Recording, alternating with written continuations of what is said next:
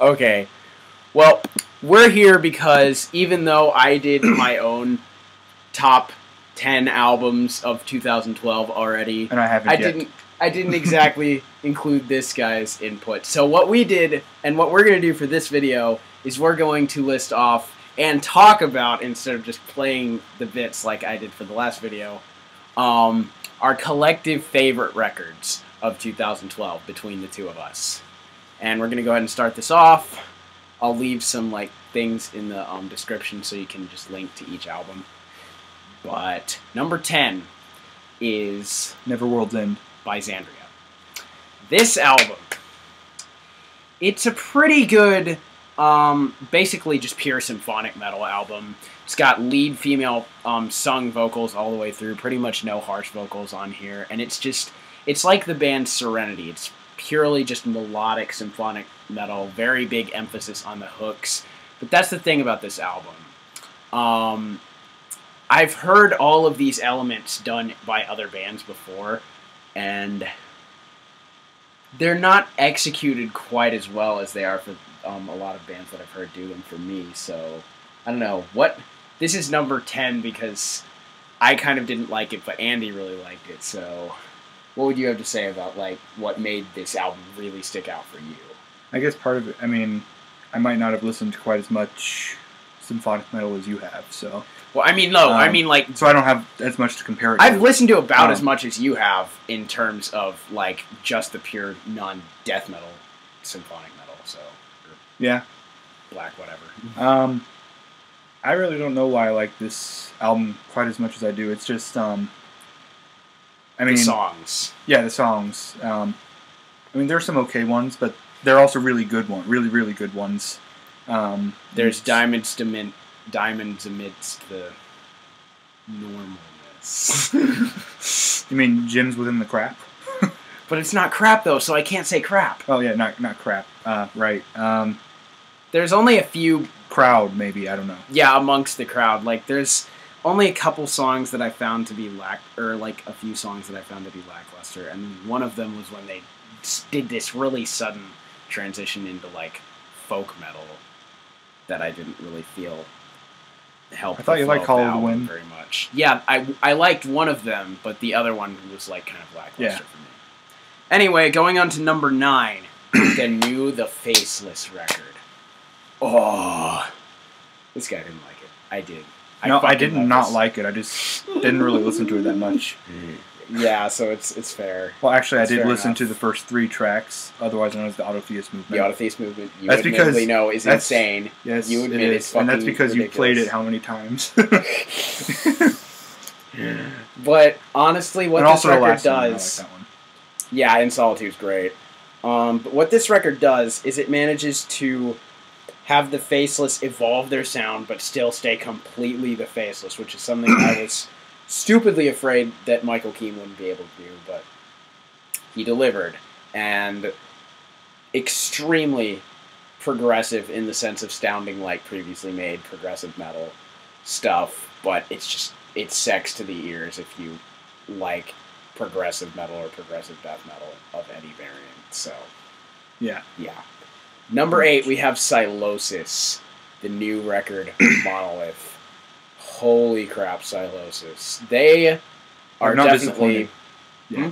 They have not disappointed yet. They really have not. Every single one of their albums has been highlights from the years they came out. They are one of the premier bands of modern metal, honestly, and they just write fucking amazing riffs, amazing solos, are extremely tight live. They're better than Lamb of God, I'd say. Heresy, whatever, or Blasphemy, whatever. They're better than Lamb of God live for me. They're just an incredible band that signifies there's something that other bands should strive to. And on this record, even though the production's not quite as up to par with what they've been able to do on previous records, the songwriting is still completely top-notch, and Out for Below, the opener, is one of their best songs. Next we have the new record from Testament, Dark Roots of Earth. And wow, this record. I haven't listened to much Testament, so I don't have much to compare. But from what I can tell, this is one of their best. Yeah, to me, it took me a long time to be able to decide on this, but I think I like this a little bit better than the New Order, which was my favorite for a while, but now Dark Roots and Gathering are probably my favorite Testament records. Ooh, you don't like the older Testament the most. Whatever. Whatever, this is my opinion. We didn't grow up with that, so... yeah, I'm growing up with this, so this kind of means more to me. God, every song on here is not only good, but amazing, which is why I gave this record a 9.5 out of 10. It's, like, fucking ridiculous how good some of the stuff is structured on here. And I think this just completely blows all other modern thrash metal bands out. I mean, albums out of the water by, like, the older bands, like... I'm not saying the newer bands haven't come up with stuff better than this, because I haven't heard every newer thrash band, but, yeah, you know. Next, we have the new record from Between the Buried and Me, and that is, I can find it, Parallax 2, Future Sequence. Oh, I haven't been showing the albums, I just realized that. Oh, well, it's no big deal. You know. This album, what did you say it was? Like, you compared it to one of their last albums? It's like, Colors 2. You could basically think of that, like that, but why? I mean, it's just, why isn't it the Great Misdirect 2?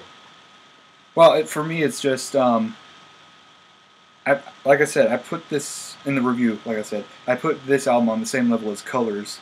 But the Great Misdirect dragged a bit. It's on that same tier of, like, perfect flow, perfect musicianship and songwriting and memorable stuff going on in it. But for me, there's, like, no moments where it, like, drags a bit or is bad, except for Bloom, to be honest. None of the big songs drag at all, which is great for Between the Buried and Me, because, like, I haven't always been able to get into every single song in the past, but I totally almost did with this record.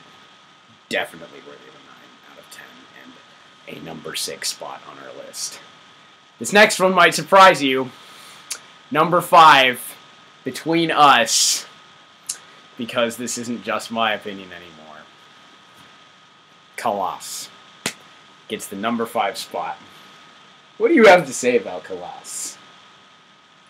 I don't have anything to say about Colossus. He doesn't like Meshuggah! I'm just not into them. He doesn't like Meshuggah. I love Meshuggah. I love Meshuggah. They are the Jesus of all bands, and I'm exaggerating a bit, but it's just like, when I got into them, they just completely changed my perspective on music, and ever since then, their just sound continues to blow my mind with how it doesn't require any melody at all. It just has to be heavy and rhythmic as fuck. Colossus brought every single element of that and did a few things that they hadn't tried before that really work in their favor. And, I am Colossus. I am fucking Colossus. Perfect song. Perfect song. Perfect album. For me. But he doesn't like it, so it's the number 5 spot. But all the ones above this, we both really, really enjoyed. And I'm going to go ahead and talk about number 4, which we didn't review, Be'lakor, of Breath and Bone. Now, Be'lakor are great because, if I could describe their sound, overall, what they managed to do is they write in a style that can be described as a combination of early Opeth stuff, like My Arms Are Hers, Damnation, and Orchid, with the really long, not repeating themselves kind of structured songs, which is why they're more of a why Be'lakor are more of a progressive melodic death metal band than just melodic. Their song structures are pretty damn unpredictable, which is amazingly sexy. And also, there's definite twinges of Insomnium, as well as Gallery era Dark Tranquility in the riff writing and the atmosphere that they play. There's also a lot of emphasis on lead work in a lot of their stuff, like their best riff by far on Countless Skies is just basically a lead riff. But A lot of people think that album that Countless Skies is from, Stone's Reach, is their best. But, yeah, you say it's their best. Why would you say, just really quick, why? In comparison to this one? Yeah, in comparison to Breath and Bone. Honestly, I think Of Breath and Bone is their second best. Yeah, but, totally. The reason why I like Stone's Reach better is just because, in general, I just remember the songs more. Like, they just stick in my head more, and I just always like think back to Held them. Hollows. Yes. But that's not. I mean, that's not to say that. But Of Breath and Bone doesn't have the reason stuff why on them. It's it totally has great stuff on it. Yeah. But the reason for me, bro, is that with Of Breath and Bone, I feel like the songs are more streamlined and stuff like that. I you guess know what you I could mean? say that. Yeah. It's like they take their sound and they just make it a little bit more smooth. All the transitions, the riffs sound smoother, and the production, I think, is a teensy bit cleaner. I mean, it's pretty clean on both albums, but it sounds a bit more smoothly done. I don't know. I think In Clean Parting is a probably masterful song. Go listen to In Parting right now if you want something good from this band. Also, Absent Omen. Absent Omen is ridiculously underrated. There was a poll where people were saying their best songs from this. No one voted for Absent Omen. Are you fucking kidding me? I know, right? Go listen to Absent Omen and just see how amazing it is.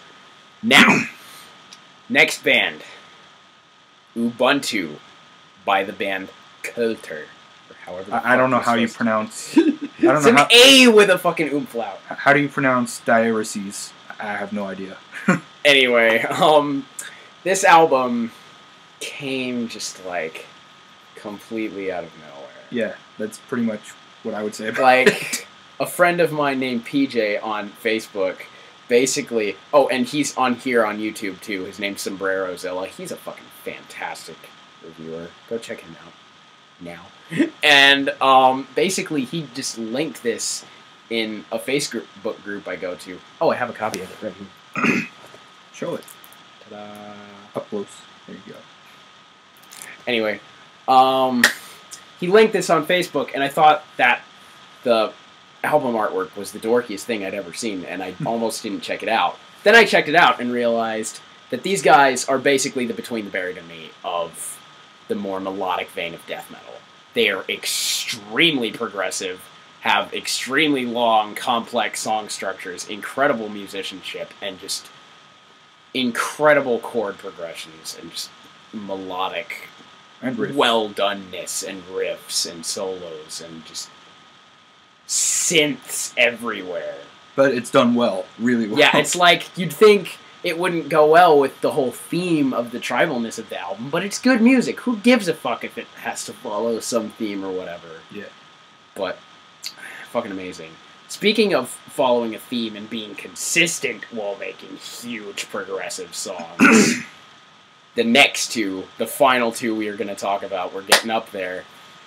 Number 2, Portal of Eye by Nea Bliviscaris. Fuck. Pretty much.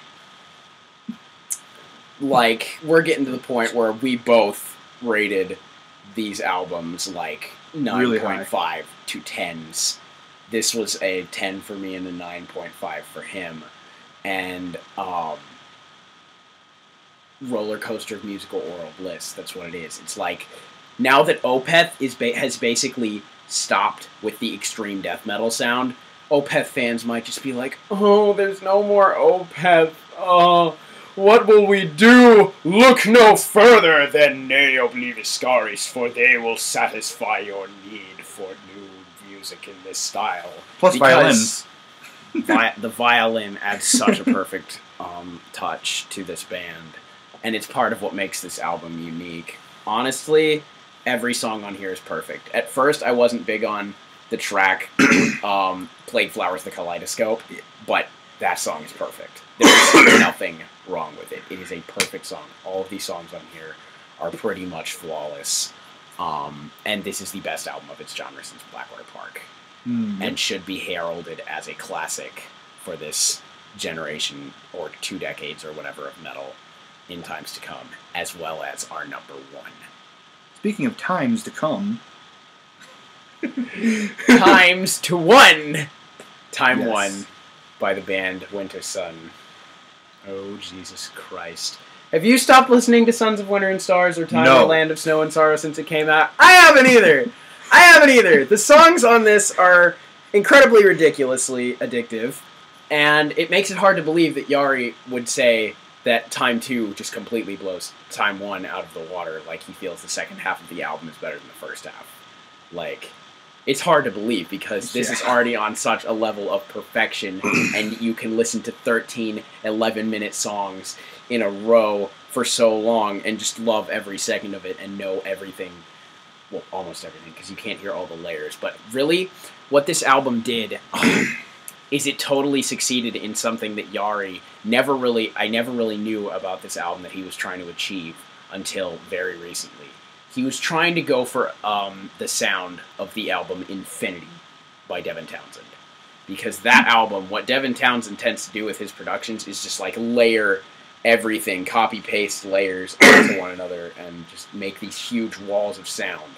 Yari did that without copy-pasting, thing. He just basically added another harmonic layer like a billion times with all sorts of different intricacies that you can hear at points throughout this album that just add to the lushness of the music behind it. And even though the riffs are simplistic and there aren't many solos yet, hint, hint, Time 2 is going to have 7 more solos or so. Jesus. I didn't hear that. Thanks. Someone commented on our Winter Sun review, dude. Oh, that's cool. But this album is just so damn near perfect. Time ends too quickly. It does. I'd honestly possibly bump up my rating to a 9.75 out of 10.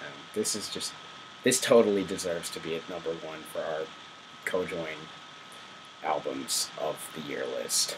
And, yep, Time 1. Can't wait for Time 2. Better come out this year, Yari. Yeah, Yari.